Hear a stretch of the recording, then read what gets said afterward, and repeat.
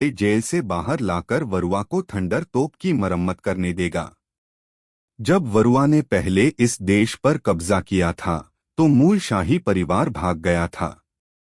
यह अफसोस की बात है कि ये शाही परिवार के सदस्य, जिन्होंने कभी द्वीप नहीं छोड़ा, नई दुनिया की जलवायु के बारे में नहीं जानते थे। समुद्र में जाने के कुछ ही समय बाद उन्हें एक भयंकर तूफान का सामना करना पड़ा और उनका जहाज डूब गया। शाही परिवार का कोई भी सदस्य जीवित नहीं बचा। इसलिए वरुआ के प्रभुत्व को उखाड़ फेंकने के बाद एरियन और अन्य लोग अब एक शाही देश स्थापित नहीं कर सके। उन्होंने इस देश का नाम बदलकर ट्रावोल्टा गणराज्य रख दिया। अगली सुबह नए देश की स्थापना की खबर पूरे द्वीप में फैल गई। खबर सुनते ही द्वीप के सभी निवासी खुशी मनाते हुए अपने घरों से बाहर निकल आए। वरुआ के दो पूर्व करियर थे, एक वैज्ञानिक और दूसरा समुद्री डाकू। उसने खुद को राजा बनने की बिल्कुल भी उम्मीद नहीं की थी। अपने शासनकाल के दौरान उसने द्वीप के खनिकों को केवल अपने लिए काम करने के लिए मजबूर किया, जबकि वह अपने शोध पर ध्यान केंद्रित करता रहा और उसने लोगों की आजीविका प्रदर्शनी पर कभी ध्यान नहीं दिया। इसलिए पूरे द्वीप पर कोई भी उसे राजा के रूप में पसंद नहीं करता था। जब नया देश बसा तो ईशान स्वाभाविक रूप से द्वीप का नायक बन गया। उत्सव भोज में ड्रैगन हंटर पायरेट्स मुख्य अतिथि थे और लोगों ने उनका अच्छा स्वागत किया। एरियन को ट्रावोल्टा गणराज्य का पहला नेता चुना गया, लेकिन उन्हें पता चला कि उन्हें देश पर शासन करने का कोई ज्ञान नहीं था। इसके अलावा चूंकि यह देश हमेशा से गठबंधन का सदस्य रहा था, चाहे वह पूर्व शाही परिवार हो या वरुआ, उन सभी को विश्व सरकार से निपटने का अनुभव था। अब जब एरियन सत्ता में आ गए हैं तो देश का नाम भी बदल गया है। वह थोड़ा दुविधा में थे। उन्हें समझ नहीं आ रहा था कि उन्हें गठबंधन का सदस्य बने रहना चाहिए या नहीं। आठ भोज में एरियन को ईशान मिला और उसने उससे सलाह मांगी। यह बात तो समझ में आती है कि ईशान पहले ही क्रांतिकारी सेना में शामिल हो चुका है और उसे किसी भी देश को विश्व सरकार में शामिल होने की सलाह नहीं देनी चाहिए। हालांकि जब वह सलामिस में था तो उसने गैर भागीदारी वाले देशों के लोगों के साथ मरीन का व्यवहार देखा। अब उसकी स्पष्ट पहचान शिचिबुकाई हो गई है, इसलिए विचार करने के बाद उसने सुझाव दिया कि ट्रावोल्टा को विश्व सरकार के संरक्षण में रहना चाहिए। ऐसे में भविष्य में थंडरस्टोन का उपयोग करना या बाहरी दुनिया के साथ उनका व्यापार करना बेहतर होगा। हालांकि इतने छोटे देश के लिए यह अनुमान लगाया जा रहा है कि विश्व सरकार इस पर ध्यान नहीं देगी। इस समय यान की पहचान काम आएगी। एरियन ने विश्व सरकार से कोई लेन देन नहीं किया है, लेकिन शिचिबुकाई ईशान पहले से ही बना हुआ एक संचार पुल है। जब तक वह इस द्वीप पर तैनात है, विश्व सरकार इस देश को गंभीरता से लेगी। इस दौरान एरियन ने काफी सोचा। वह समझ गया था कि ट्रावोल्टा गणराज्य को ईयान की शक्ति की जरूरत है, इसलिए उसने सीधे तौर पर ईशान को राष्ट्रीय सलाहकार नियुक्त करने का प्रस्ताव रखा और ईशान ने हामी भर दी। इसलिए उत्सव के बाद ड्रैगन हंटर समुद्री डाकू समूह का समुद्री डाकू झंडा पूरे द्वीप पर लगाया गया। इसका मतलब यह है कि अब से शिचिबुकाई का झंडा काला ड्रैगन ईशान इस द्वीप की रक्षा करेगा। द्वीप पर हर जगह अपने समुद्री डाकू समूह के झंडे लहराते देखकर ड्रैगन हंटर समुद्री डाकू रेजिमेंट के सदस्य खुशी से फूले नहीं समा रहे थे। इस मुकाम तक पहुंचना आसान नहीं था। वे पहले मारिजोआ से भागे हुए गुलामों का एक समूह हुआ करते थे। अब वे किसी देश में अपना समुद्री डाकू झंडा फहराकर उसे सुरक्षा प्रदान कर सकते हैं। सरकारी कुत्तों द्वारा पीछा किए जाने से लेकर बिना किसी इनाम और बिना किसी डर के फिर से सामान्य इंसान बन जाना वास्तव में एक सपना सच होने जैसा था। जब यह खबर फैली कि उनका उपकारकर्ता शिचिबुकाई बन गया है, तो दुनिया भर में मछुआरे समुद्री डाकुओं द्वारा भेजे गए दास बहुत उत्साहित हुए। जहां तक द्वीप के निवासियों की बात है, उन्हें ड्रैगन हंटर पायरेट ग्रुप का झंडा इस्तेमाल करने पर बहुत गर्व है। उन्हें पता होना चाहिए कि हर देश की रक्षा करने वाला शिचिबुकाई नहीं हो सकता। इस दुनिया में लोग वाकई अजीब हैं। समुद्री डाकुओं के महायुग के उदय ने वाकई कई देशों और द्वीपों को कष्ट में डाल दिया है। जो समुद्री डाकू बेरहमी से आग लगाते हैं, मारते हैं और लूटते हैं, उनसे सभी लोग घृणा करते हैं। हालांकि कई जगहें ऐसी भी हैं जहां उन्हें अपने देशों की अर्थव्यवस्था को विकसित करने के लिए समुद्री डाकुओं पर निर्भर रहना पड़ता है। उन्हें खाने पीने, सुरक्षित यात्रा करने और आश्रय देने के लिए समुद्री डाकुओं की जरूरत होती है। यह वाकई एक दिलचस्प घटना है। इनाम के तौर पर ईशान को जमीन का एक बड़ा टुकड़ा मिला जो एरियन ने उसे सौंपा था, और उसने अपने दल के लिए घर बनाने के लिए लोगों को भेजा। ड्रैगन हंटर समुद्री डाकू समूह के सदस्य द्वीप पर बहुत लोकप्रिय थे।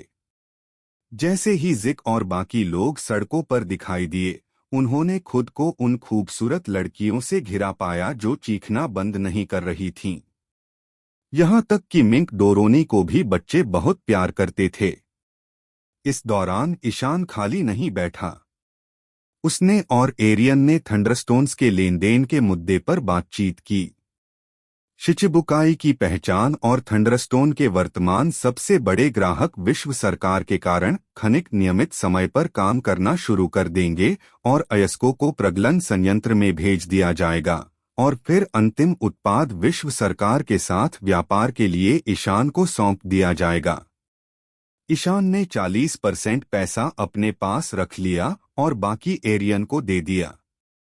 दूसरे शब्दों में, यदि ईशान स्थिर भी बैठे तो उसे 40% आय प्राप्त हो सकती है, जो आकाश से गिरने वाले धन को इकट्ठा करने के बराबर है, और ड्रैगन हंटर समुद्री डाकू समूह को तब से आय सहायता की एक स्थिर धारा प्राप्त हुई है। बातचीत के बाद अब बस विश्व सरकार द्वारा धनराशि भेजने का इंतजार करना बाकी था। विश्व सरकार ने तय समय पर अखबार में इयान की रैंक की घोषणा कर दी, लेकिन दोनों पक्षों की शर्तें अभी तक पूरी नहीं हुई हैं। ईशान ने सेलेस्टियल ड्रैगन्स से जो 10 अरब बेरीज निचोड़े थे, वे अभी तक नहीं पहुंचे हैं। अनुमान है कि इसमें और ज्यादा समय नहीं लगेगा। उस समय जब उसे सामान मिल जाएगा, तो वह विश्व सरकार से थंडरस्टोन के व्यापार के बारे में बात करेगा। इसके अलावा एक और बात है, वह यह कि जिस समय पैसा लाया गया था, उसी समय यह अनुमान लगाया गया है कि पहचान चिप को ईशान से पुनः प्राप्त किया गया होगा। ईशान और नाना एक कमरे में अकेले रुके थे। उनके सामने उनके बिस्तर पर 3 बक्से रखे थे। 3 बक्सों में से एक बेबी 5 ने भेजा था और बाकी 2 नाना ने उसे दिए थे। लड़ाई के बाद नाना ने दबी हुई चिप निकाली। ईशान ने सबसे पहले असली पहचान चिप वाला बॉक्स खोला और उसमें से पहचान चिप वाला कांच का बुलबुला निकाला। यह बिल्कुल वैसा ही दिख रहा था जैसा उसने मारिजोआ से चुराया था। इसमें जरा भी बदलाव नहीं आया है, इसलिए ईशान ने अजीब अंदाज में पूछा, क्या आपने इसे रिसर्च के लिए नहीं निकाला? नहीं, हम पहले ही इसका अध्ययन कर चुके हैं। नाना ने कहा, यह दोबारा पैक होने के बाद ऐसा दिखता है। कांच का बुलबुला बस पहचान चिप को हवा के संपर्क में आने और जंग लगने से बचाने के लिए है। इस प्रक्रिया में कुछ भी असामान्य नहीं है। इसे पैक करना आसान है। तो बताओ, क्या पता चला? ईशान ने पलटकर पूछा, इस आइडेंटिटी चिप का क्या काम है? मुझे नहीं पता। नाना ने सिर हिलाया, मुझे तो बस उसे तुम्हारे पास वापस लाने का आदेश दिया गया था। चाहे उन्होंने कुछ भी खोजा हो, वह गोपनीय होना चाहिए, मुझे नहीं पता होना चाहिए। ईशान ने सिर हिलाया और कुछ नहीं बोला। शुरुआत में पहचान की चिप अंकल कुणाल को दी गई थी। अनुमान है कि इस मामले के बारे में ज्यादा जानने का अधिकार सिर्फ उनके जैसे वरिष्ठ कार्यकर्ताओं को ही है। हालांकि नाना क्रांतिकारी सेना में एक पुराने एजेंट थे, लेकिन जरूरी नहीं कि उनके पास ऐसा अधिकार हो। असली पहचान चिप नीचे रखकर ईशान ने रिवॉल्यूशनरी आर्मी द्वारा बनाई गई कॉपी वाला डिब्बा खोला। अब वह बिल्कुल वैसा ही कांच का बुलबुला था जिसके अंदर भी वैसी ही पहचान चिप थी। ईशान ने कांच के बुलबुले के माध्यम से कुछ देर तक इसे ध्यान से देखा और कहा, इस तरह से देखने पर मुझे वास्तव में कोई दोष नहीं दिखता है, लेकिन क्या यह प्रतिकृति वास्तव में विश्वसनीय है? चिंता मत करो, यह बिल्कुल वही सामग्री है जिसे जालसाजी विशेषज्ञों ने थोड़ा थोड़ा करके गढ़ा है। नाना मुस्कुराए और बोले, जब तक असली पहचान चिप में कोई अनजान काम न हो, वरना तो बिल्कुल वही है। ईशान ने इस मामले पर और कुछ नहीं कहा, वही कॉपी नीचे रख दी, अपना सिर घुमाया और बेबी 5 द्वारा लाई गई पहचान चिप उठा ली। क्रांतिकारी सेना द्वारा बनाए गए चिप की तुलना में बेबी 5 द्वारा लाया गया चिप नकली लग रहा था। दुनिया में बहुत कम लोगों ने इस पहचान चिप को देखा है। हालांकि डोफ्लेमिंगो ने इसे बचपन में ही देखा था। इसके मॉडल के लिए उनके प्रभाव के आधार पर अंतिम उत्पाद में कई खामियां थीं। पहले तो ईशान डोफ्लेमिंगो द्वारा दी गई नकली पहचान चिप को सेलेस्टियल ड्रैगन्स तक पहुंचाने और रिवॉल्यूशनरी आर्मी द्वारा बनाई गई प्रतिकृति डोफ्लेमिंगो को देने की योजना बना रहा था। अब हालात को देखते हुए चीजें योजना के मुताबिक नहीं चल रही थीं। डोफ्लेमिंगोस चिप में न सिर्फ कांच का बुलबुला नहीं है, बल्कि पहचान चिप की सामग्री में भी एक बड़ी समस्या है। अगर यह टुकड़ा सेलेस्टियल ड्रैगन्स को दे दिया जाए तो वे तुरंत पहचान लेंगे कि यह एक प्रतिकृति है। ईशान ने कुछ देर सोचा और समय गिनने के बाद उसे लगा कि अब क्रांतिकारी सेना से दूसरी प्रति मांगने में बहुत देर हो चुकी है, इसलिए उसने नाना को बुलाया और उसके कान में अपनी योजना फुसफुसा दी। बहुत बढ़िया विचार है, मैं अब चलता हूँ। यह सुनकर नाना ने तुरंत अपना मिशन स्वीकार कर लिया, फिर क्रांतिकारी सेना द्वारा बनाई गई नकली पहचान चिप उठाई और बाहर निकल गए। बाहर निकलने के बाद उसने चुपचाप एक नाव ढूंढी और ट्रावोल्टा द्वीप से निकल गई। 2 सप्ताह बाद ईशान ने बच्चे 5 को जन्म दिया। क्या तुमने मेरे बारे में पूछा था? बेबी 5 अभी भी नौकरानी की पोशाक पहने घमंडी भाव से सिगरेट मुंह में डाले खड़ी थी। लेकिन जब वह अंदर आई तो ईशान के लिए बिस्कुट की एक प्लेट लेकर आई। ईशान ने अजीब सा अंदाज में एक बिस्किट उठाया, एक निवाला खाया, फिर बोला, डोफ्लेमिंगो ने तुम्हें मेरे लिए हथियार लाने को कहा था। क्या उसने बताया था कि तुम्हें कब वापस आना है? नहीं। बेबी 5 थोड़ा निराश हुआ। तो लगता है वो चाहता है कि तुम मेरे साथ मेरा संपर्क सूत्र बन जाओ। ईशान ने उसकी ठुड्डी को छुआ और बोला, ये आदमी मुझे विकृत तो नहीं समझता ना? मुझे लगता है कि वो मुझे एक खूबसूरत औरत के साथ रिझाना चाहता है। इयान की बातें सुनकर बेबी 5 शर्मा गई। उसने अपना चेहरा पकड़ा और बोली, क्या मैं सचमुच खूबसूरत हूँ? बिल्कुल। ईशान ने सिर हिलाया और कहा, निश्चिंत रहो। अच्छा, अब काम पर लग जाओ। चूंकि उसने तुम्हें यहाँ छोड़ा है, इसलिए तुम्हें अपना मिशन पूरा करना चाहिए। क्या तुम्हारे पास कोई डैन डैन मुशी है जो उससे संपर्क कर सके? बेबी 5 एक क्षण के लिए हिचकिचाई और अपने एप्रन की जेब से एक डैन डैन मुशी निकाली। यह एक डायरेक्ट कनेक्ट डैन डैन मुशी है जिसमें डायल करने की जरूरत नहीं है। हैंडसेट उठाते ही डैन डैन मुशी तुरंत बजने लगा। जल्द ही कॉल जुड़ गई और घोंघे की अभिव्यक्ति डोफ्लेमिंगो के अनोखे चेहरे में बदल गई। हेलो बेबी 5, दूसरी तरफ से डोफ्लेमिंगो की आवाज आई, नहीं, यह मैं हूं। ईशान ने बेबी 5 की तरफ देखा, जो थोड़ा चिंतित था, और मुस्कुराया। दरअसल बेबी 5 को नहीं पता था कि डोफ्लेमिंगो ने उसे ईशान को जो डिब्बा देने को कहा था उसमें क्या है। उसे बस इतना पता था कि वह बहुत जरूरी है।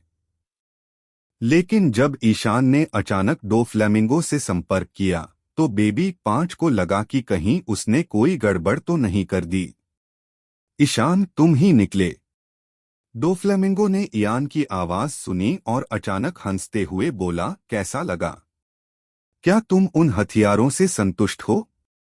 बुरा नहीं है, लेकिन मैं इसके लिए भुगतान करने की योजना नहीं बना रहा हूं, ईशान ने मुस्कुराते हुए कहा। "हुँ? क्यों?"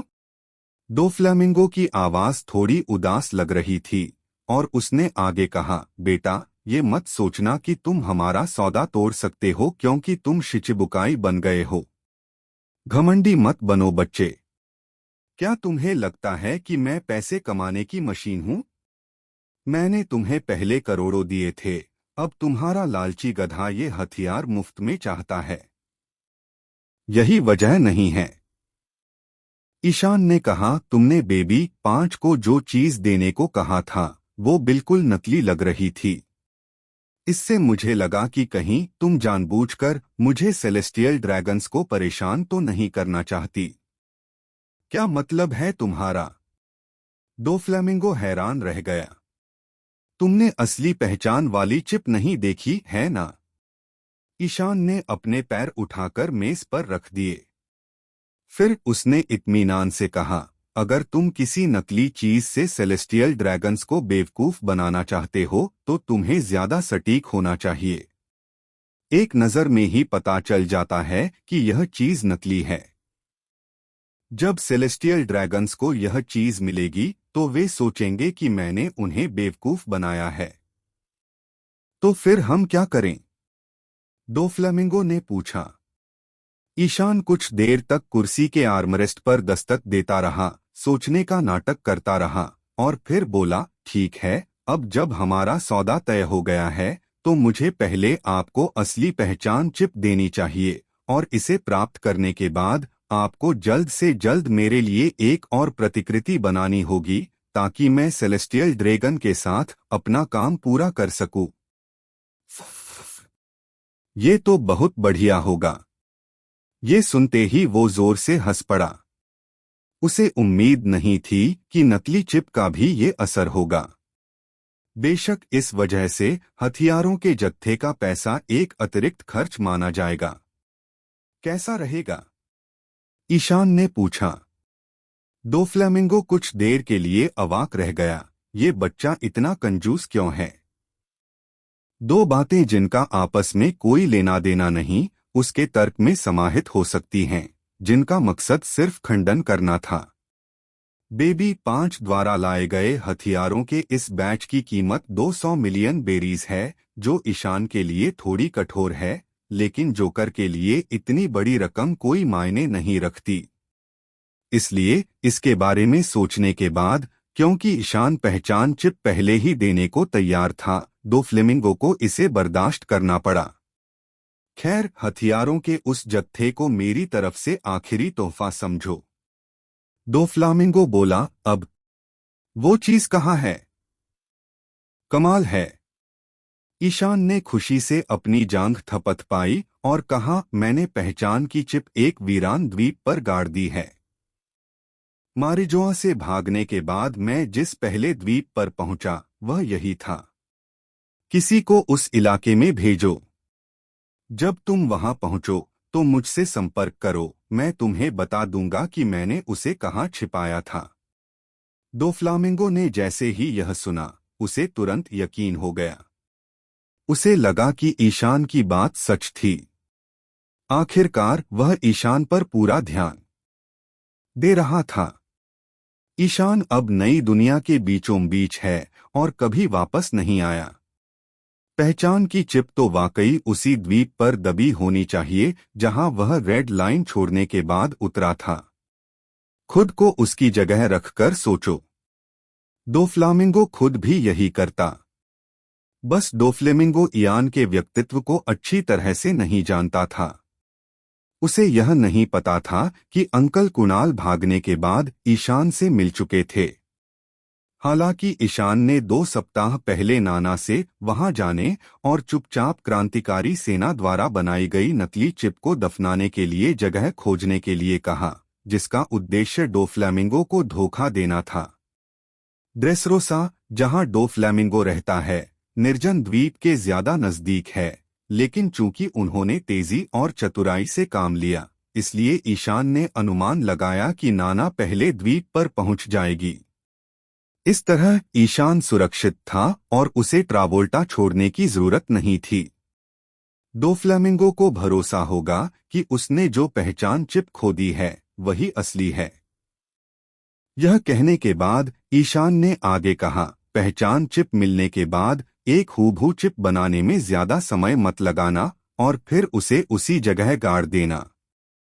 फिर मैं विश्व सरकार के लोगों से कहूंगा कि वे भी वहां जाएं। आपको सावधान रहना होगा। अगर आपने फिर से कोई घटिया नकल बनाई और वह सेलेस्टियल ड्रैगन्स को मिल गई तो मुझे आप पर थोपने का दोष मत देना। मैं उन्हें सब कुछ बता दूंगा। मैं उन्हें यकीन दिला सकता हूं कि मैंने आपको वह जगह बताई थी और आपने खुद ही उसकी प्रतिकृति बना ली। यह सुनकर डोफ्लेमिंगो थोड़ी देर के लिए दांत पीसता रहा। उसने पहले ही सोच लिया था कि पहचान चिप मिलने के बाद ईशान को फंसाना है या नहीं। लेकिन अप्रत्याशित रूप से ईशान इस संभावना के लिए तैयार था। कितना चालाक लड़का है। उसके दिल में नफरत भरी पड़ी है, फिर भी बोला, चिंता मत करो, अब हम दोस्त हैं। मैं तुम्हारा क्या बिगाड़ूंगा? बहुत अच्छा। ईशान ने नाक भौं सिकोड़ी और फोन रख दिया। फोन रखने के बाद ईशान को राहत मिली। दरअसल यह उसकी चालाकी की वजह से नहीं, बल्कि इसलिए था क्योंकि उसे जोकर से बात करते समय हर संभावित परिदृश्य पर ध्यान केंद्रित करना था, ताकि कोई चूक न हो। इसलिए सच कहूं तो दूसरे पक्ष से बात करने के बाद ईशान हमेशा थका हुआ महसूस करता है। साथियों, मुझे यकीन है कि जो तुम चाहते हो उसे लेने के बाद तुम पलटकर मेरी पीठ में छुरा घोंप दोगे। ईशान ने मुंह बनाया और मन ही मन सोचा। आखिरकार उसने वेर्गो को मार डाला था और डोफ्लामिंगो को बदला लेना ही होगा। अगर वह खुद को नहीं मार पाता तो भी मुमकिन था कि उसे अपना काम करने वाला कोई मिल ही जाए। लेकिन अब मैं भी शिचिबुकाई का सदस्य हूं, तो डोफ्लामिंगो को खुद ऐसा नहीं करना चाहिए। ईशान ने ऐसा ही सोचा। वह अपने विचारों में डूबा हुआ था और भूल गया था कि बच्ची 5 अभी भी कमरे में है, लेकिन अब बच्ची 5 इस समय उदास थी। जब ईशान डोफ्लामिंगो से बात कर रही थी तो उस युवा गुरु ने, जिनकी वह बचपन से पूजा करती आ रही थी, उसका जिक्र तक नहीं किया और उसकी वर्तमान स्थिति की जरा भी परवाह नहीं की। तो होश में आए ईशान ने बेबी 5 के चेहरे पर अकेलापन देखा। क्या बात है? ईशान ने उससे पूछा, तुम्हें नहीं लगता कि तुम यहाँ अकेली हो? तुम्हें मार्गरेट और बाकियों को ढूंढना चाहिए, शॉपिंग करनी चाहिए और जो चाहो खरीद लेना चाहिए। तुम्हें भी तो थोड़ा मजा करना है। हम बेबी 5 ने सिर हिलाया, मुड़ा और बिना कुछ कहे चला गया और ईशान को नहीं पता था कि वह क्या सोच रही थी, इसलिए वह केवल अपना सिर खुजला सकता था और उसे जाते हुए देख सकता था। उसके बाद ईशान फिर से अपनी कुर्सी पर लेट गया और खुद से बोला, पहचान चिप की समस्या हल करने के बाद शायद अब ईस्ट ब्लू वापस जाने का समय आ गया है। एक समुद्री युद्धपोत के साथ मैं शांत बेल्ट पार कर सकता हूं, जिससे यह एक छोटी यात्रा हो जाएगी। जोरो के बारे में मुझे बहुत समय से कोई खबर नहीं मिली है। क्या वह फिर से जंगल में खो गया है? मुझे समुद्र में गए 1 साल और 3 महीने हो गए हैं। तो जोरो कुछ ही महीनों में 18 साल का हो जाएगा। अब उसके भी बाहर जाने का समय आ गया है। जब ईशान इस तरह की बातें कर रहा था तो उसे यह नहीं पता था कि ईस्ट ब्लू के फ्रॉस्ट मून विलेज में 2 सप्ताह पहले एक बड़ी घटना घटी थी। थोड़ा पीछे मुड़कर देखें तो तीसरे दिन जब ईशान शिचिबुकाई की खबर बन गया।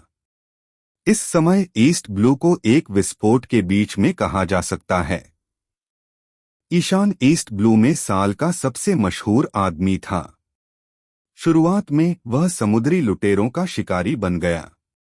उसने वहां लगातार 3 सबसे मशहूर समुद्री लुटेरों को पकड़ा, इसलिए दुनिया के उस हिस्से के लोग ईशान को लगभग जान गए। फिर जब ईशान नई दुनिया में आया और मारिजोआ के साथ खूब हंगामा मचाया तो ईस्ट ब्लू के कई लोगों ने नकाबपोश की तस्वीर देखकर उसे पहचाना ही नहीं। उसकी पहचान उजागर होने के बाद ही लोगों को यह जानकर आश्चर्य हुआ कि ईस्ट ब्लू से निकला मशहूर समुद्री डाकू शिकारी 50 करोड़ का इनामी समुद्री डाकू निकला। बहुतों को लगा कि उन्होंने कोई झूठी खबर देखी और सुनी है। इससे भी ज्यादा रोमांचक बात यह है कि इयान की पहचान उजागर होने के कुछ ही समय बाद इयान के समूह और एडमिरल्स के बीच लड़ाई की खबर सामने आ गई। ईस्ट ब्लू में कम स्क्रीन होने के कारण कुछ ही लोग इस लड़ाई को देख पाए। हालांकि इयान द्वारा 2 एडमिरल्स को हराने और उन्हें भागने पर मजबूर करने की अफवाहें तेजी से फैल गईं। इस खबर के कारण हाल ही में इस क्षेत्र में उभरे कुछ समुद्री डाकू समूहों ने बेशर्मी से दावा किया कि उनके समुद्री डाकू समूह ड्रैगन हंटर्स के अधीन हैं। उस समय के दौरान सूर्या और मरीन ने भागकर उनमें से कई को गिरफ्तार कर लिया। जब सभी ने सोचा कि ईशान पूरी तरह से एक महान समुद्री डाकू में बदल गया है तो विश्व सरकार की खबर ने उन्हें एक बार फिर चौंका दिया। ईशान शिचिबुकाई का सदस्य बन गया। उनकी पहचान में आए बदलावों ने कई लोगों को भ्रमित कर दिया और उन्हें समझ नहीं आ रहा था कि किस बात पर विश्वास करें। हालांकि लोग फिर भी बहुत उत्साहित थे। ईस्ट ब्लू ने शिचिबुकाई स्तर के एक व्यक्ति को जन्म दिया है। उसे तो विश्व सरकार ने भी मान्यता दे दी है। ईस्ट ब्लू को हमेशा से सबसे कमजोर ब्लू माना जाता रहा है। यह किनारे से देखने पर इलाके की शांति को दर्शाता है, लेकिन इससे लोगों को थोड़ी शर्मिंदगी भी हुई। अब एक शिचिबुकाई ने उनकी तरफ से ग्रैंड लाइन में प्रवेश किया, जिससे ज्यादातर लोग रोमांचित हो गए। पिछले 1 साल में ईशान में आए बदलावों ने लोगों को हैरान कर दिया है, खासकर उन लोगों को जो उसे जानते हैं। लॉकडाउन मरीन बेस में व्हाइट हंटर, कैप्टन सूर्या और ताशिगी उस समय सदमे में आ गए जब नकाबपोश व्यक्ति की पहचान उजागर हो गई। स्मोकर्स की उम्मीदें सच साबित हुईं। जब उसने ईशान को जाना तो उसे लगा कि यह बच्चा आगे चलकर मरीन्स का बहुत बड़ा दुश्मन बनेगा और शायद समुद्री डाकू बन जाएगा। अब जैसा कि अपेक्षित था, ईशान उस तरह का नहीं था जो इस रास्ते में कदम दर कदम प्रवेश करता है, अन्य समुद्री डाकुओं की तरह जो कुछ नहीं से शुरू करते हैं और बड़े हो जाते हैं। इसके बजाय जैसे ही उसने रास्ता बदलने का फैसला किया, उसने दुनिया में आग लगाने, पवित्र भूमि में दास मुक्ति आंदोलन और एक दिव्य ड्रैगन को मारने से शुरुआत की। पहले तो सूर्या ने सोचा कि शायद ईशान को कोई एडमिरल पकड़ लेगा और जेल भेज देगा, लेकिन जब अखबार में उसके शिचिबुकाई बनने की खबर छपी तो सूर्या हक्का बक्का रह गया। ताशिगी के लिए भी यही सच था। ईशान ने उस पर गहरी छाप छोड़ी। जब वह ईस्ट ब्लू में था तो ईशान ने एक अभ्यास के बहाने समुद्री डाकुओं को पकड़ने में मदद के लिए एक मरीन जहाज और कुछ सैनिकों को साथ ले जाने का साहस किया। ताशिगी को लगा कि ईशान इतना बहादुर है कि उसने ऐसा किया, लेकिन इयान के हालिया कारनामों ने उसकी अदम्य हिम्मत से लोगों को हैरान कर दिया, जिससे वह थोड़ी डर गई।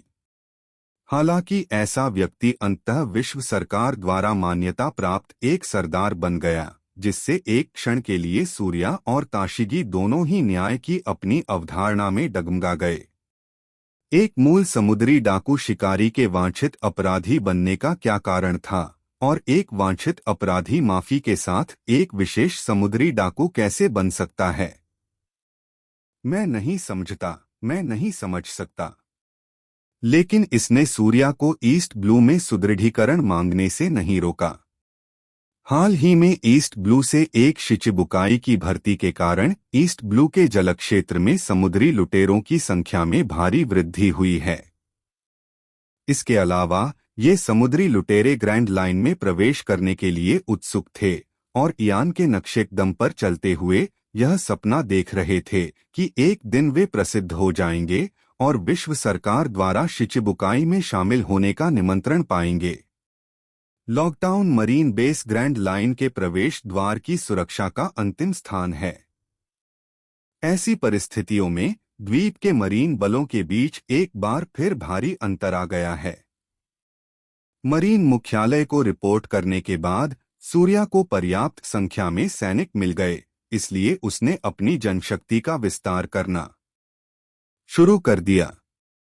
इस घटना का परिणाम यह हुआ कि एक बहुत ही खास व्यक्ति मरीन में शामिल हो गया। East Blue Frostmoon village Isshin dojo. Ishan और जोरो के शिष्यों के धीरे धीरे जवान हो जाने के बाद कोशिरो खाली नहीं बैठा, उसने फिर से नए शिष्यों के एक समूह को स्वीकार कर लिया। ये सभी शिष्य लगभग 8-10 साल के थे और सभी बहती नाक वाले बच्चे थे। हालांकि इन बच्चों को कोशिरो के वरिष्ठ छात्रों ने ध्यानपूर्वक प्रशिक्षित किया। इस समय डोजो में ये बच्चे अपनी दैनिक तलवारबाजी का अभ्यास कर रहे थे। मॉस हेड जोरो उनके सेंसेई के रूप में सबसे आगे खड़े होकर अभ्यास का नेतृत्व कर रहे थे। कोशिरो पालथी मारकर बैठा देख रहा था। वह मुस्कुरा रहा था, लेकिन जोरो दांत पीस रहा था। आखिर क्यों? हर कोई देख सकता है कि उसके पीछे खड़े छोटे बच्चों ने बिना किसी अपवाद के अपने जीआई सूट की आस्तीनें फाड़ दी हैं। ऐसा नहीं है कि वे गरीब थे और उनके पास नया सूट खरीदने या सिलवाने के पैसे नहीं थे, बल्कि उन्होंने जानबूझकर आस्तीनें काट दी थीं। और तो और उनमें से कई ने तो अजीबोगरीब टोपी भी पहन रखी थी। उन्होंने पत्तों से दोनों तरफ 2 कान बनाए थे।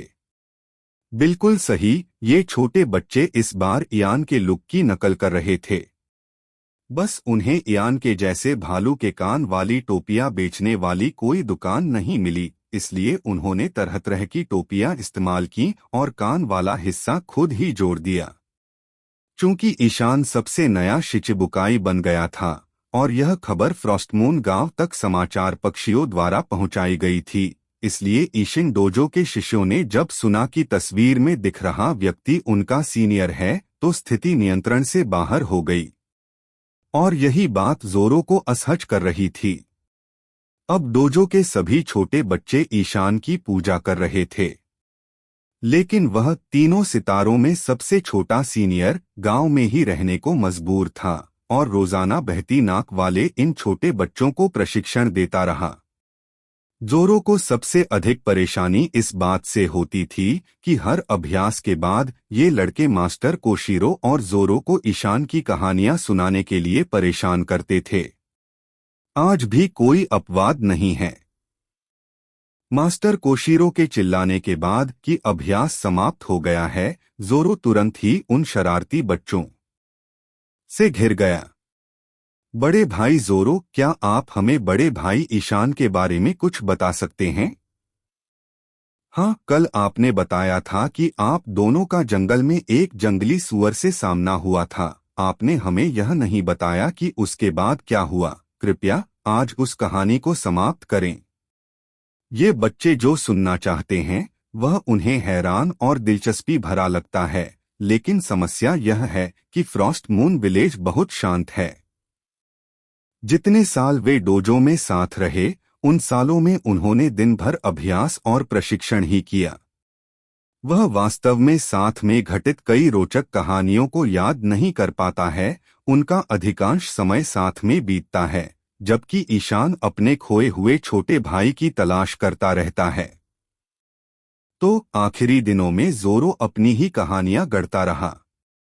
हम यह देखकर कि वह और कोई कहानी नहीं बना सकता, जोरो शर्मा गया और बच्चों के समूह पर चिल्लाया, हाँ, इस तरीके को अपनाकर तुम आसानी से 500 तलवार चलाने के अभ्यास कर सकते हो।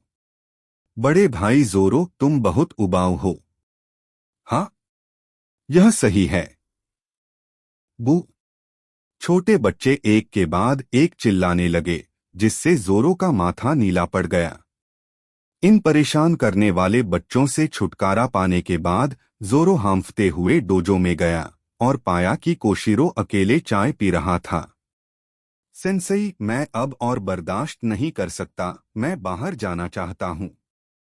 जोरो ने जैसे ही कोशिरो को देखा, वह बात करने लगा।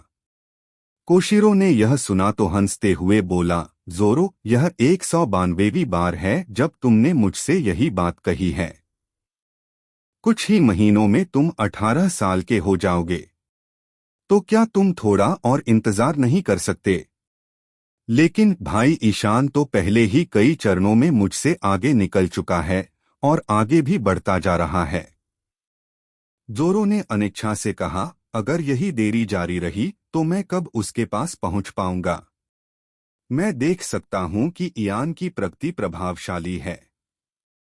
वह मेहनती है और अपनी कमजोरियों को दूर करने में कामयाब रहा, लेकिन तुम्हें खुद को कम नहीं आंकना चाहिए। केंडो में तुम्हारी प्रतिभा इयान से ज्यादा है, इसलिए मुझे यकीन है कि तुम्हें उसके बराबर पहुंचने में ज्यादा समय नहीं लगेगा। कोशिरो ने मुस्कुराते हुए कहा। जोरो ने झुंझलाहट में जमीन पटकते हुए कहा, लेकिन बड़े भाई ईशान ने तो कुइना के लिए एक शैतानी फल ढूंढ ही लिया है।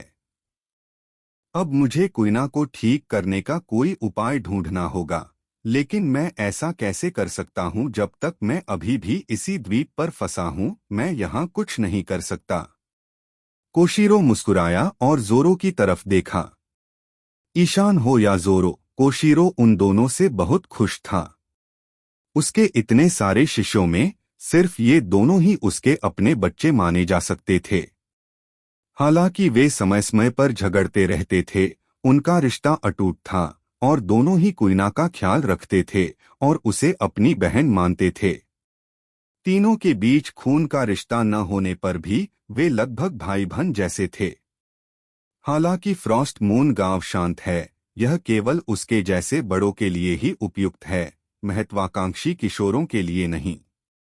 ईशान भी जोरो की तरह ही था, हालांकि कोशिरो का इरादा उनमें से किसी को भी रोकने का नहीं था, लेकिन एक गुरु और पिता होने के नाते कोशिरो ने फिर भी जोर देकर कहा कि वे वयस्क होने के बाद ही बाहर घूम सकते हैं। हालांकि कोशिरो जोरो के मूड को भी अच्छी तरह समझता था। जैसे जैसे उसका जन्मदिन नजदीक आता है, जोरो बाहर जाने के लिए उतना ही बेचैन होता जाता है, इसलिए उसने मुस्कुराते हुए कहा, अच्छा बच्चे, चूंकि तुम्हें इतनी जल्दी है तो मैं तुम्हें पहले से तैयारी करने की इजाजत देता हूँ। अब से तुम जहाज, कंपास वगैरह ढूंढना शुरू कर सकते हो। याद रखना, तुम्हारी दिशा ज्ञान की क्षमता बहुत कमजोर है। तुम्हारे लिए पहले से तैयारी करना अच्छा है।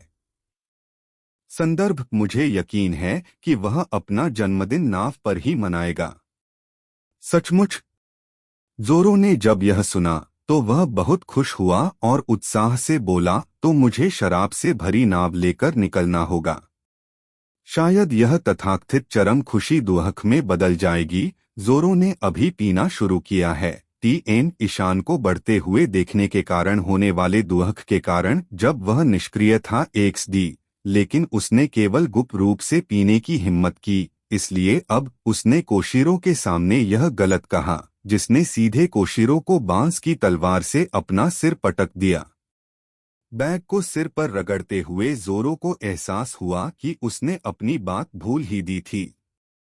कोशिरो के गुस्से भरे चेहरे को देखकर जोरो ने झट से कहा, सेंसेई, मैं मजाक कर रहा हूं।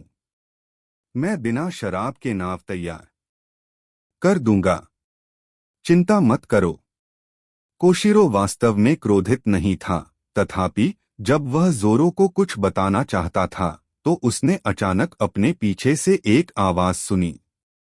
क्षमा करें जोरो, लेकिन मैं आपकी नाव ले सकता हूं। यह आवाज सुनकर दोनों पीछे मुड़े और पीछे देखा। उन्होंने देखा कि डोजो का दरवाजा धीरे से खुला और एक आकृति उनकी नजर में आई। सुंदर कंधों वाले शरीर वाली यह आकृति थोड़ी थकी हुई लग रही थी, लेकिन उसकी काली आंखें ऊर्जा से भरी हुई थीं। और जैसे ही उन्होंने ये आंखें देखीं, कोशिरो और जोरो दोनों पर बिजली गिर पड़ी और वे तुरंत खड़े हो गए। रानी, वह अंततः जिस आकृति के बारे में उन्होंने सोचा था कि वह शायद फिर कभी नहीं देख पाएगी, वह अचानक उनके सामने प्रकट हो गई, जिससे कोशिरो और जोरो दोनों को लगा कि वे मतिभ्रम कर रहे हैं। लेकिन असल में कुइना ही उनके सामने खड़ी थी। ऐसा लग रहा था जैसे वह अभी अभी बिस्तर से उठी हो। उसने सिर्फ एक ड्रेस पहनी हुई थी और उसका शरीर ज्यादा कमजोर नहीं लग रहा था। लेकिन वह छोटी बच्ची जो उस समय एक जवान लड़के जैसी लग रही थी, अब एक खूबसूरत महिला में बदल गई है। कुकुइना, क्या यह सचमुच तुम हो? कोशिरो का गोल चश्मा साफ हो गया था। उसने कांपते हुए हाथ बढ़ाया और कुइना का चेहरा छूने की कोशिश की, लेकिन उसे डर था कि कहीं यह भ्रम न हो जाए और छूते ही वह गायब हो जाए, इसलिए वह हिचकिचाया और ऐसा करने की हिम्मत नहीं जुटा पाया। कुइना ने स्लाइडिंग दरवाजा खोला और धीरे से अंदर चली आई। उसकी आंखें आंसुओं से भरी थीं। वह दौड़कर अपने पिता के पास गई और उनका हाथ अपने गाल पर रख लिया। पिताजी, यह मैं हूं। मुझे माफ करना, मैंने आपको इतने सालों तक परेशान किया। कुइना। कोशिरो अब और नहीं रुक सका। वह बरसों से पिता के प्यार को दबा रहा था और इस पल अचानक उसकी आंखें भर आईं।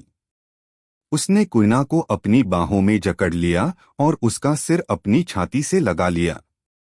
लगभग एक दशक बाद अपनी बेटी को जागते देखकर वह बहुत खुश हुआ, इसलिए उसने उसे कसकर पकड़ लिया। उसे डर था कि कहीं उसके छूटते ही वह गायब न हो जाए। कोशिरो पिछले कई वर्षों से सबसे अधिक मनोवैज्ञानिक दबाव में रहा है, क्योंकि जब कुइना के साथ दुर्घटना हुई थी, उसके ठीक बाद ही उसका उससे झगड़ा हुआ था और उसने उससे कहा था कि लड़कियां सबसे मजबूत नहीं हो सकती, इसलिए वह उस घटना के लिए खुद को दोषी मानता रहा। इतने सालों में वह उसे मुस्कुराते हुए कम ही देख पा रहा था और उसके बाल भी तेजी से सफेद हो गए थे। उसे चिंता थी कि शायद वह फिर कभी न उठे। अब कुइना चमत्कारिक ढंग से जाग गया और कोशिरो की दबी हुई भावनाएं अंततः बाहर आ गईं।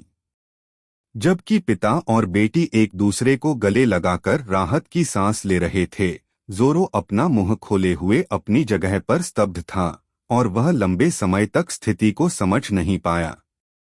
बरसों से वह बिस्तर पर आंखें बंद किए चुपचाप लेटी रहने वाली कुइना का आदी हो चुका था। अब अचानक वह उसके सामने जोर से खड़ी हो गई, तो कुछ देर तक तो उसे कुछ समझ ही नहीं आया। खासकर जब वह रोज कुइना की बाहों और पैरों की मांसपेशियों की मालिश करता था, तो उसे ज्यादा ध्यान नहीं आता था। लेकिन अब जब वह उसके सामने है, तो वह सचमुच एक खूबसूरत लड़की बन गई है। इसलिए जब उसने दोनों बातों को जोड़ा, तो वह शर्मा गया। अब कुइना के सुंदर लंबे बालों को देखकर छोटी बच्ची के बारे में उसकी पुरानी धारणा पूरी तरह बदल गई है। सबसे दिलचस्प बात यह है कि जब कुइना ने कोशिरो को जाने दिया, तो वह आई और जोरो को गले लगा लिया और धीरे से कहा, जोरो, इन सभी वर्षों में आपकी देखभाल के लिए धन्यवाद। शैवाल सिर वाला मूर्ख जोरो डर गया था। फिर कोशिरो उसके पीछे गया और तीनों बैठ गए, लेकिन जोरो अभी भी अपनी जगह पर जम गया था। कुइना, तुम कैसे जागे? उत्साह थोड़ा कम होने के बाद कोशिरो ने आखिरकार बात करना शुरू किया और उत्सुकता से पूछा। कुइना हल्के से मुस्कुराया और बोला, दरअसल हालांकि मैं कोमा में था, लेकिन ऐसा लगता है कि कभी-कभी मैं बाहरी दुनिया से कुछ जानकारी हासिल कर लेता हूँ। जैसे ही कुइना ने धीरे धीरे बात की, कोशिरो और जोरो को उसके बारे में थोड़ा और पता चला कि वह किस दौर से गुजरी थी। दरअसल कुइना की हालत बड़ी अजीब थी। उसकी चेतना मानो किसी अजीब से सपने में फंसी हुई थी। उसकी याददाश्त के मुताबिक वह एक बहुत लंबा सपना जी रही थी। उस दुनिया में वह अंधेरे में फंसी हुई थी, एक शांत जगह पर हाथ पैर मोड़े निश्चल बैठी हुई थी। समय समय पर इस दुःस्वप्न में कुछ प्रकाश और ध्वनि दिखाई देती है, जो उस समय के साथ साथ होनी चाहिए जब कोशिरो और जोरो उसकी देखभाल कर रहे थे और उसे कहानियां सुना रहे थे। इस आशीर्वाद के लिए कुरिना बेसब्री से याद कर रही है कि वह कौन है और उसकी क्या इच्छा है। हालांकि उसे इस सपने की समझ धुंधली सी लग रही थी। धीरे धीरे वह अंधेरे में खड़ी हो गई और बाहर निकलने का रास्ता ढूंढना चाहती थी। बाहरी दुनिया से उसे ज्यादा जानकारी नहीं मिल पाती थी, बस कुछ खास मौकों पर जब जोरो कुछ शब्द सुनाता था, जैसे एक मजबूत तलवारबाज बनो ईशान वगैरह। ऐसे में कुइना को अपने बुरे सपने में रोशनी की एक किरण दिखाई देती। कुइना को इस काले सपने से उबरने में वास्तव में तब मदद मिली जब 2 दिन पहले गांव को इयान के शिचिबुकाई बनने की खबर मिली। जोरो कुइना के बिस्तर के पास एक अखबार पकड़े हुए था और कड़वाहट से खबर पढ़ रहा था। उस समय जोरो ने कहा, बिग ब्रदर ईशान विश्व सरकार द्वारा मान्यता प्राप्त एक मजबूत आदमी बन गया है, लेकिन मैं अभी भी यहाँ फंस गया हूँ। ऐसा कहते ही अंधेरे में कुइना को अचानक सब कुछ याद आ गया। उसे याद आया कि वह कौन थी, जोरो से किया वादा और ईशान के हौसला बढ़ाने वाले शब्द। उसी क्षण अंधेरे सपने टूट गए और फिर कुइना की चेतना धीरे धीरे ठीक होने लगी। और ऊंट की कमर तोड़ने वाला तिनका कोशिरो और जोरो के बीच अभी अभी हुई बातचीत थी। कुइना ने आंखें खोलीं और जाग उठी। सालों से ईशान और जोरो ने उसकी बहुत देखभाल की है। हालांकि कुइना काफी देर से लेटी हुई है, लेकिन लगातार मालिश से उसकी मांसपेशियां कमजोर नहीं हुई हैं। जब उसने आंखें खोलीं तो वह मुश्किल से खड़ी हो पा रही थी, लेकिन जैसे ही उसे इसकी आदत हुई, वह धीरे धीरे अपने कमरे से बाहर निकली और डोजो में दाखिल हुई।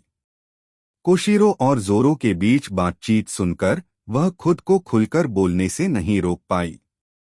जब कुरिना ने धीरे धीरे अपने दुःस्वप्न के बारे में बताया तो कोशिरो राहत की सांस लेने से खुद को नहीं रोक सका। उसने उसे खींच लिया, उसकी शारीरिक स्थिति की जांच की और फिर हंस दिया। वह क्यों हंसा? क्योंकि उसके दोनों शिष्य अब काफी बड़े हो गए थे और उसकी इकलौती बेटी भी अब जाग गई थी। उसे इससे ज्यादा खुशी और क्या हो सकती थी। उसे लगा कि अब अगर वह मर भी गया तो भी उसे चैन मिलेगा। हालांकि इस समय जोरो ने फर्श पर जोर से मुक्का मारा, जिससे कोशिरो और कुइना उसे अजीब तरह से देखने लगे। तुम्हें क्या हुआ है? कुरिना ने उससे पूछा। नतीजा, जोरो ने उसकी ओर इशारा करते हुए कहा, क्या तुम बेवकूफ हो? क्या तुम नहीं देख सकती कि मैं पागल हूं? इस समय तुम्हें किस बात पर गुस्सा आ रहा है? कोशिरो ने चेहरे पर मुस्कान लाते हुए पूछा। मैं निराश हूं। जोरो चिल्लाया। ईशान ने कुइना के लिए एक शैतानी फल ढूंढ लिया है। उसने उस हिस्से का ध्यान रखा था, इसलिए मैंने सोचा कि जब मैं समुद्र में जाऊंगा तो उसे ठीक करने का कोई रास्ता ढूंढूंगा। लेकिन अब कुइना जाग गई है क्योंकि उसे पता चला है कि ईशान शिचिबुकाई बन गया है। मानो उसने सब कुछ कर दिया हो, तो फिर नौकायन शुरू करने का मेरा क्या उद्देश्य होना चाहिए? हाँ हाँ हाँ।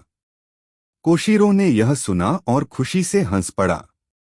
बेशक ईशान और जोरो दोनों ही कुइना की भलाई के बारे में बहुत चिंतित थे। जोरो इसलिए परेशान था क्योंकि वह किसी काम का नहीं था और इससे कोशिरो खुद को धन्य महसूस कर रहा था। हालांकि मूर्ख हमेशा मूर्ख ही रहेगा और उसने यह नहीं सोचा कि कुइना यह सुनकर क्या सोचेगी। हालांकि अब वह पतली दिखती है, कुरिना का पुराना चरित्र नहीं बदला है। वह जोरों पर जोर से चिल्लाने से खुद को नहीं रोक सकती। तुम बाका, क्या तुम सिर्फ इसलिए गुस्सा हो गए क्योंकि मैं कोमा से जाग गई? आह, मेरा वो मतलब नहीं था। जोरो का चेहरा लाल हो गया था। फिर उसने अपना सिर घुमाया और ठंडे स्वर में गुनगुनाया, मैं बस सोच रहा था, जब से तुम जाग गए हो, आगे से मेरा दिन कभी शांत और सुकून भरा नहीं रहेगा। क्या तुम चाहते हो कि मैं पुराने दिनों की तरह तुम्हारी गांड पर लात मारूं? कुरिना ने अपना हाथ बढ़ाया और जोरो के माथे पर थपकी दी। यह दृश्य देखकर कोशिरो फिर से खुशी से मुस्कुरा दी।